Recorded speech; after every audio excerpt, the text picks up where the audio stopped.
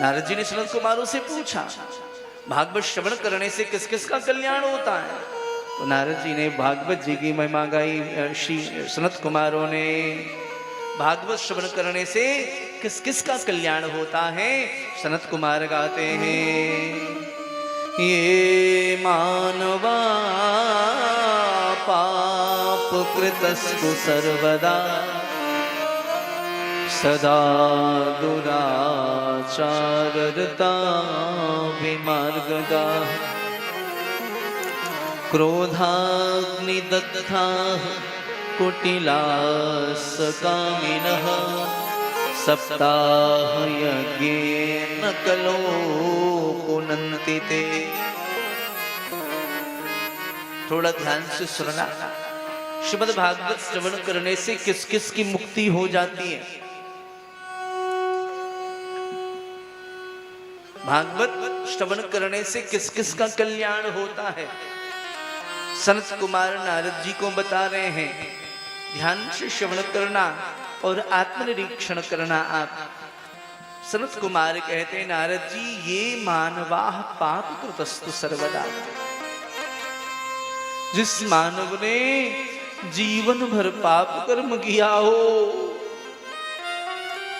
दुराचारी है, पापी है, क्रोधी है, लंपट है, यहां तक कि वैश्यागामी है, ऐसा जीव भी यदि श्रीमद् भागवत का आश्रय ले ले तो श्रीमद् भागवत उनको तार देते हैं।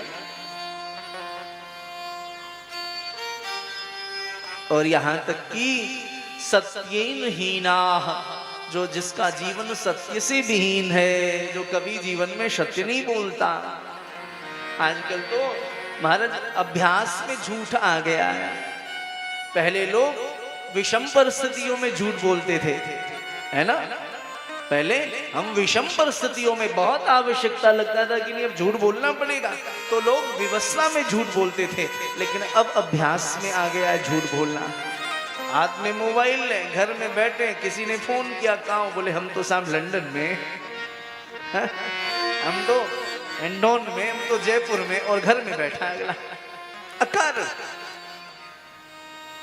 देखो, धर्म के पथ पर चलना है तो सबसे पहले थोड़ा थोड़ा हमें कार्य करना चाहिए कि हम सत्य के मार्ग पर चले।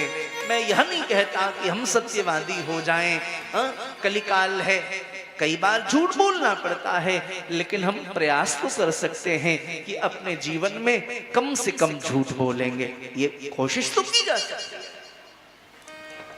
आप चिंतन करना आज कथा के बाद जाकर के कि दिन भर में कितनी बार झूठ बोली हमने, और यह भी विचार करना क्या इस झूठ को बिना बोले काम चल सकता था क्या?